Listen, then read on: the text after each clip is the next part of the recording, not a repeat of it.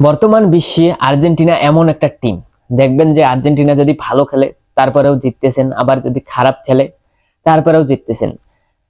Argentina যদি plenty miss করেন তারপরেও জিততেছেন, এমনকি যদি ট্রাইবিকেরাও চলে যান তারপরেও দেখবেন যে ম্যাচটা জিততেছেন। এমনকি এই বিশ্বকাপে দেখবেন যে আর্জেন্টিনা একদম টাইট ম্যাচগুলো, অর্থাৎ হারা হারা ভাব যে ম্যাচগুলো আছে, তারপরেও কিন্তু মিশর এবং সুইজারল্যান্ডের বিপক্ষে লাস্ট মুহূর্তে একেবারে কামব্যাক করে জিতেছেন।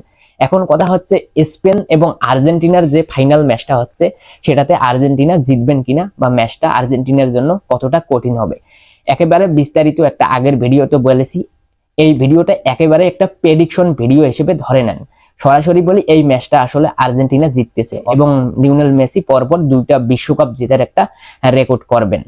কেন আর্জেন্টিনা বিশ্বকাপ জিতবে তার কয়েকটা পয়েন্ট বলি। প্রথমত, আর্জেন্টিনার বর্তমানে যে স্কোয়াডটা আছে, এই স্কোয়াডটা কিন্তু অলরেডি কোপা আমেরিকা জিতেছেন, তার আগে আরো ফাইনাল খেলেছেন। ফ্রান্সের বিপক্ষে আসলে 2022 বিশ্বকাপে দুর্দান্ত একটা ম্যাচে, অর্থাৎ কঠিন একটা ম্যাচে কিন্তু এই স্কোয়াডটা বিশ্বকাপ জিতে যান। সুতরাং স্পেনের থেকে আর্জেন্টিনার যে টিমটা আছে বা স্কোয়াডটা আছে, সেটা মোটামুটি একটা ভালোই অভিজ্ঞ একটা স্কোয়াড, এটা আসলে মেনে না নেওয়ার কোনো অপশন নেই।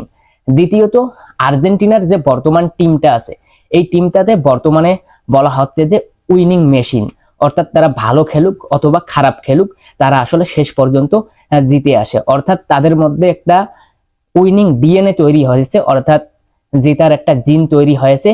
তাদের আসলে জেতাটা একটা অভ্যাসে পরিণত হয়ে গেছে। সর্বশেষ আরো একটা পয়েন্ট আছে, সেটা হচ্ছে যে আর্জেন্টিনা দেখবেন যে এই বিশ্বকাপে এমন 2টা বা 4টা ম্যাচ জিতেছে, লাস্ট নকআউট পর্বের ম্যাচগুলো একেবারে আর্জেন্টিনা যে মুহূর্তে মনে হয়েছিল যে হয়তোবা আর্জেন্টিনা হেরেই যাবে, সর্বশেষ ইংল্যান্ডের ম্যাচটাতেও যেভাবে জিতেছেন বা যেভাবে কামব্যাক করেছেন, যেটা রীতিমতো সবাইকে অবাক করে দিয়েছে।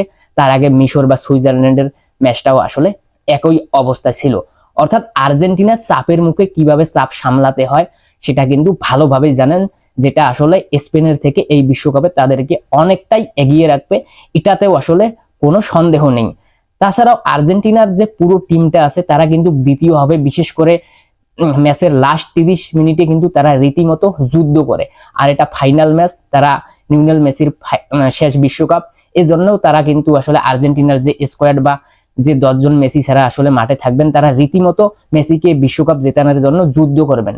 একটা দল অর্থাৎ স্পেন জাস্ট ফুটবলটাই খেলবে বা জেতার একটা স্বাভাবিক চেষ্টা করবে, কিন্তু আর্জেন্টিনার যে প্লেয়াররা আছেন তারা কিন্তু রীতিমতো যুদ্ধ করবেন। তাদের সেই টিম কম্বিনেশন আছে বা সবকিছুই আছে, যেটা আসলে অন্য কোন টিমের মধ্যে আপনি দেখতে পাবেন না। শেষ পর্যন্ত যদি এই ম্যাচটার প্রেডিকশন করি, প্রেডিকশন বলতে এই ম্যাচের আমার প্রেডিকশন হচ্ছে আর্জেন্টিনা বিশ্বকাপ জিতবে, এটাই আসলে মূল প্রেডিকশন। তাছাড়া ম্যাচটা যদি টাইট হয় তাহলে আর্জেন্টিনা 1-0 গোলে জিততে পারে, আর যদি ম্যাচটা একটু গোল বেশি হয় তাহলে আর্জেন্টিনা 3-2 গোলের ব্যবধানে জিততে পারে। এটাই আমার প্রেডিকশন। শেষ পর্যন্ত বিশ্বকাপের ম্যাচটা যখন শেষ হবে এই হিসাবটা একটু মিলিয়ে নেবেন। যাই হোক, ধন্যবাদ। পরবর্তী ভিডিওতে আরো আর্জেন্টিনা রিলেটেড কথা হচ্ছে।